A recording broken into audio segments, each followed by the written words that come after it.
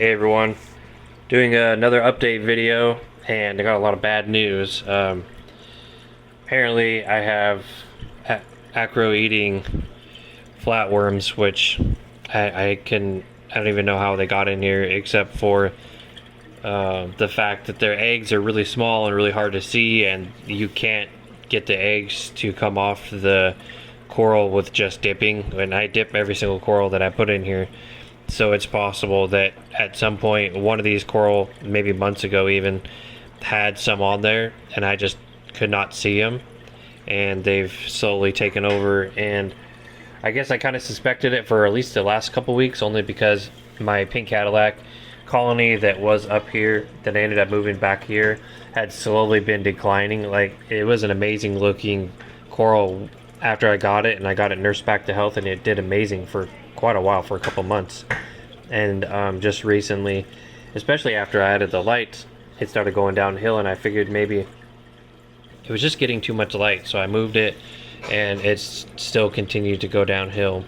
So today I decided to pull it out, and I just looked at it and I couldn't see anything on it, and I flipped it upside down and I could see a bunch of tiny eggs.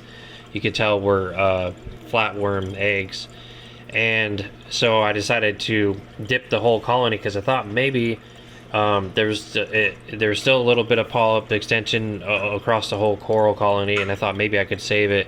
So I dipped it, and there was at least 100 flatworms on it, which is insane. I couldn't see a single one of them. Even like having it right in front of my face, looking at it as hard as I couldn't see a single one. So that colony is toast. I had to just dry it out. Right now I have it sitting outside, and I'm just going to dry it out and try to save it, but it's a total goner, which really sucks because it was my biggest colony and it was an awesome coral. This little green one, which you can see here, that's the only thing I have left from that coral. As you can see, it looks amazing, and I think what I'm going to have to do now is break it off and put it on this frag rack in the back. And also this big fluffy acro here, I got to do the same thing. I think I've already broken off these ones. These are all my new acros, which you can see the green one still looks amazing, but the other ones not so much.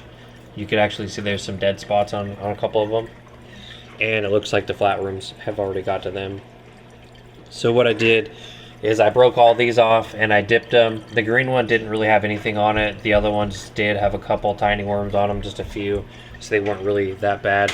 So I dipped them and I put them on this frag rack in the back, and I'm hoping that I can just continue to do that every few days and eventually be able to nurse them back to health. And I might have to do the same with these. I'll have to break this one off that's encrusted, and this big colony too. This thing's grown so much since I've got it, but I might have to take them out and dip them and put them on the rack as well, and hopefully they'll survive. I've read that the worms will eventually starve out without having acros in here, but it could take a month or 2 or 3. It could take a while, and there's no real guarantee. So I don't know what I'm going to do now. I don't know if I'm going to try to keep these in here and like just nurse them along on the frag rack, or if I should try to set up a quarantine tank, which I can set up a tiny pico tank, and I could use one of these lights on it if I really wanted to.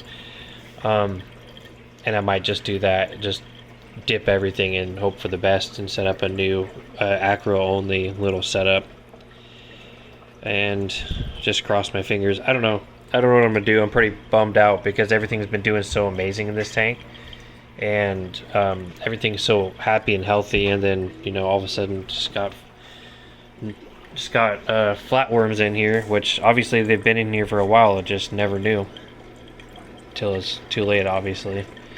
But I'm hoping I can save these guys back here.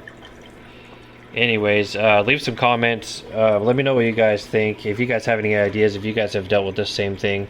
I've been reefing for like 4.5 years now, maybe a little bit more, and this is the first time I've dealt with anything like this. My tanks have always been really happy and healthy and clean. I've always dipped everything and took every precaution, but this time it wasn't enough. So let me know what you guys think. Thanks for watching.